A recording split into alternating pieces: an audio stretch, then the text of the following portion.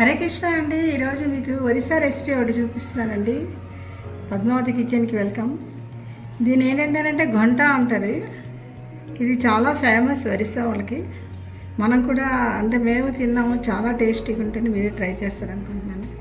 దీనికి కావాల్సినవి ఏంటి అంటేనే ఒక బీరకాయ ముక్క, అంటే ఎక్కువ మంది ఉంటే ఈ మాత్రం వేయచ్చు, లేదా చిన్న ముక్క చాలు. ఒక 3 వంకాయలు, 1 కానీ 2 కానీ టమాటా, అలాగే ఒక ఆలు, తర్వాత 3 పొటల్స్, పర్వాలు అంటారు దీన్ని, చిన్న అల్లం ముక్క. దీనిలో మెయిన్ ఏంటంటే సారకంద అంటారండి. ఈ సారకంద ఇటు సైడ్ ఎంత వెతికని దొరకలేదు, ఇది ఒరిస్సాలో దొరుకుతుంది. ఇలా ఉంటుంది సారకంద. అందులో చిన్న ముక్క మనం వేసుకుంటాం. ఇది మటుకు ముందర కడగకండి, కడిగారంటే గమ్మిగా అయిపోతుంది.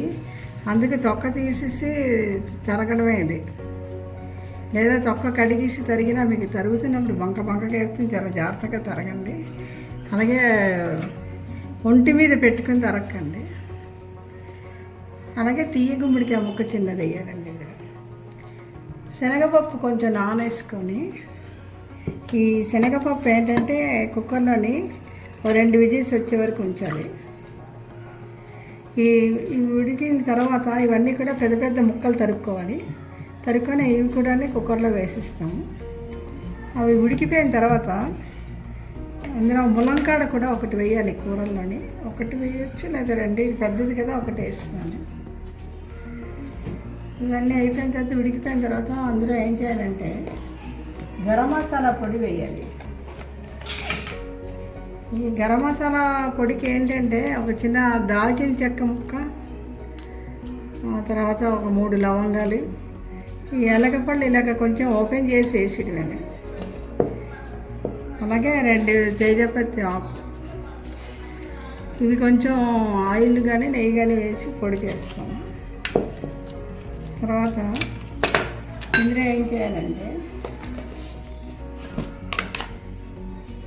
ఒక స్పూను ఆవాలు,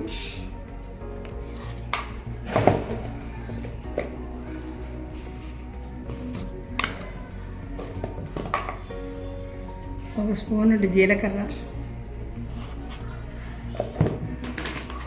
అలాగే ఒక స్పూన్ ధనియాలు. అంటే పెద్ద స్పూన్ వేయాలి, చిన్నది పెట్టుకున్నాను. ఇదే మాత్రం ధనియాలు. మనకి రుచికి కారంకి తగ్గట్టు 2 కానీ 3 కానీ ఎండుమిరపకాయలు. ఇవన్నీ కూడా పచ్చివే, కొంచెం వాటర్ వేసి తిప్పేస్తామండి. ఇది మటుకు కొంచెం ఆయిల్ కానీ నెయ్యి కానీ వేసి పొడి చేస్తాం. కొంచెం గరం మసాలా కూడా చెంచా వేస్తాం. ఈ కూర అంతా ఉడికిపోయిన తర్వాత పెద్ద ముక్కలు తరుగుతాము. అందులో కొంచెం కొబ్బరి, అలాగే కిట్టొడి అని అంటాం కదా, ఇవి మాత్రం వడియాలు కొంచెం నూనె వేసి కలుపుకుంటామండి. వేడి నీళ్ళు అంటే నీళ్ళు వేడి చేసి వేస్తే ముక్క ఎనిసిపోదు. అందుకు పక్కనే కొంచెం వేడి నీళ్ళు పెట్టి ఆ నీళ్ళు కూరలో వేస్తే మీకు ముక్క పాలంగా ఉంటుంది. ఇది జ్యూసీగా ఉంటుందండి. చాలా ఫేమస్ కూర. ఇప్పుడు ఇవన్నీ ముక్కలు తరిగి చూపిస్తానండి. ఇవి ఈ మాత్రం శనగపప్పు కుక్కర్లో 2 విజిల్స్ వచ్చే వరకు ఉంచానండి. ఇప్పుడు ఈ కూర ముక్కలుగా ఇలా తరుక్కున్నాను అన్ని రకాలని. ఇప్పుడు ఇవన్నీ కూడా ఇందులో వేయిస్తాం.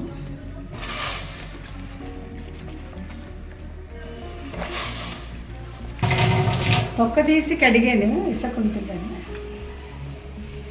అంటే తరిగిన తర్వాత మటుకు మీరు కడిగారంటే గమ్మిగా అయిపోతుంది.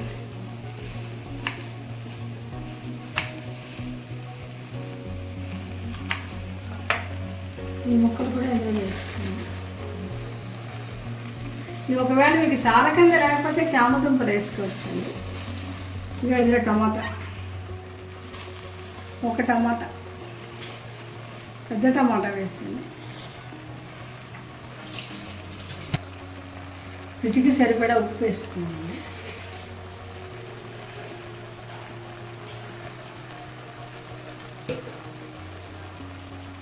కొంచెం వాటర్ వేయాలి. ఉప్పు రుచికి సరిపడా కొంచెం పసుపు వేసి ఒకే ఒక అరిపి అరిపిస్తానండి.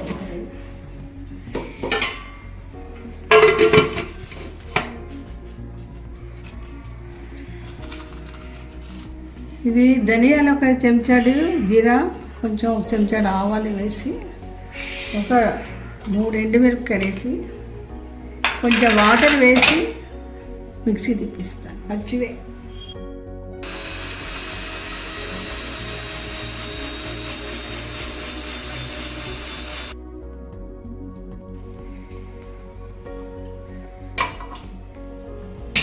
ఆయిల్ వేసి వడియాలు వేస్తున్నానండి కొంచెం.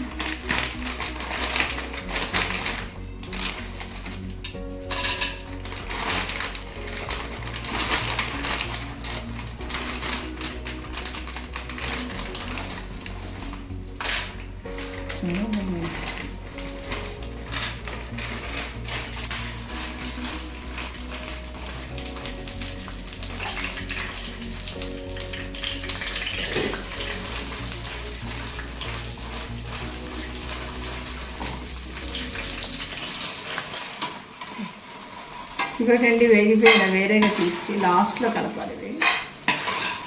ఇవి దాల్చిన చెక్క అండి, చిన్న ముక్క,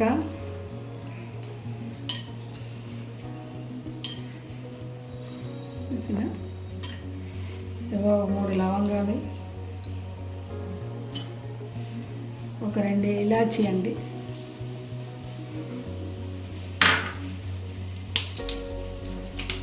జాపత్రాలు, దూరం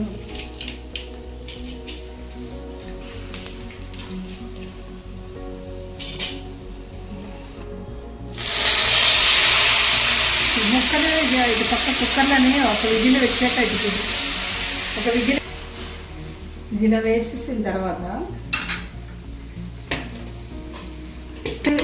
స్పూన్ ధనియాలు, జీరా, 3 ఎండుమిరపకాయలు వేసాం కదా, అది మిక్సీ తిప్పాను నేను పెట్టి, పచ్చివే అన్నీ.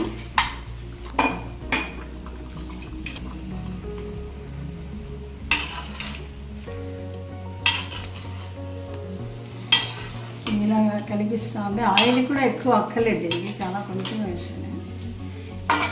ఇప్పుడు వేగిన తర్వాత ఇది చిన్న ఒకసారి 2 సార్లు ఇలా ఉడుకు బాయిలింగ్ అయినట్టు అయ్యాక ఇక కొబ్బరి కొంచెం వేస్తాను.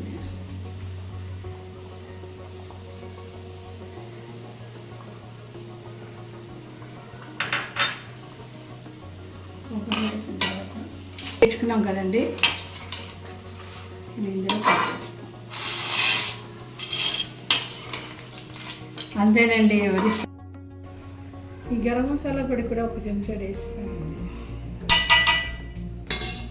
రెసిపీ గంట రెడీ అండి. ఇది చాలా బాగుంటుంది, హెల్తీ ఫుడ్, ఆయిల్ అయితే ఎక్కువ అక్కర్లేదు. మీరు కూడా ట్రై చేసి కామెంట్ బాక్స్లో పెట్టండి. అందరూ కూడా సబ్స్క్రైబ్ చేసి సపోర్ట్ చేస్తారనుకుంటున్నాను.